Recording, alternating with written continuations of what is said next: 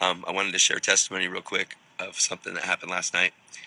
So we're at the last meeting out there at the Power and Love, and this guy, this at the end, he comes running across the stage, and I'm praying for people, and he comes running across the stage, and he tries to get to me, and William said, "Hey man, you just have to hold off for a second," because he was coming from behind, and then William, like, this kid just changed, right there.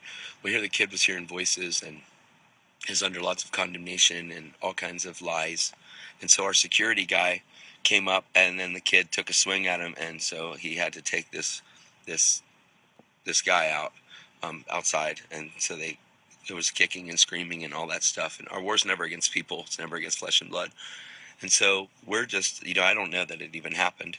And then we get back to the back and after everything, and he said, "Man, this guy came up," and I said, "Man, I know our war's not against people." Because that's the way I was. I lived that way. I heard voices my whole life, man. And so we go back in we go back in the cars. We go to our house. We go and we packed everything up last night. We had to move camp, so we moved down here to LA last night. We get to the hotel. We have probably about 15 bags, and we have like a whole. It's like moving the herd. We have a whole herd of people we have to get up to our room. So there's no luggage carts because everybody has them because so many people are here for the call. So we go and we're trying to get our stuff. And I asked this guy, I said, "Hey, man." And he goes, "Oh, dude, I was at your conference, man. I just want to say thank you so much for what you bring and for what you carry." And I said, "Thanks a lot." And I gave him a hug. And he walked away. And I said, "Hey," I said, "do you mind?" When I saw him again, I said, "Do you mind if you'd help us carry our bags up to our room?" And he said, "No." And so he carries our bags, helps us get up to the room. And then once we get loaded up, he said, "Man, I wish my son was here. He'd love to talk to you." And I said, "Man," I said, I'll do a video for you." He said, "Oh, my phone's in my room." I said, "Well, go get your phone, come back, and I'll do a video for you." So the guy comes back a little bit, and he goes, "Well, let me tell you the story of my son." He said, "Tonight," now listen, this is millions of people in LA. Like, this is how God does it. Because God's after the one.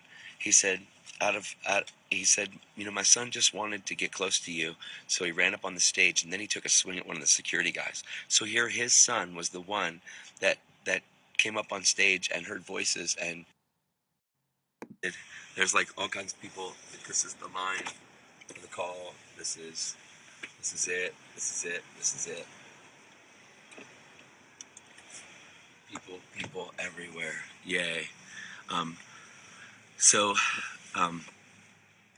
Sorry, I got disconnected. So anyway, this guy said, "My son is the one that ran across the stage." And I said, "No way." I said, "Dude, you got to call him." So he said, "My son was so upset." He said, "Todd will never forgive me." And I said, "Man, I was never mad at you. Like, I was never upset. Let me call your son right now and pray for him." So I called him, prayed for him, and he just got set free from that thing on the phone.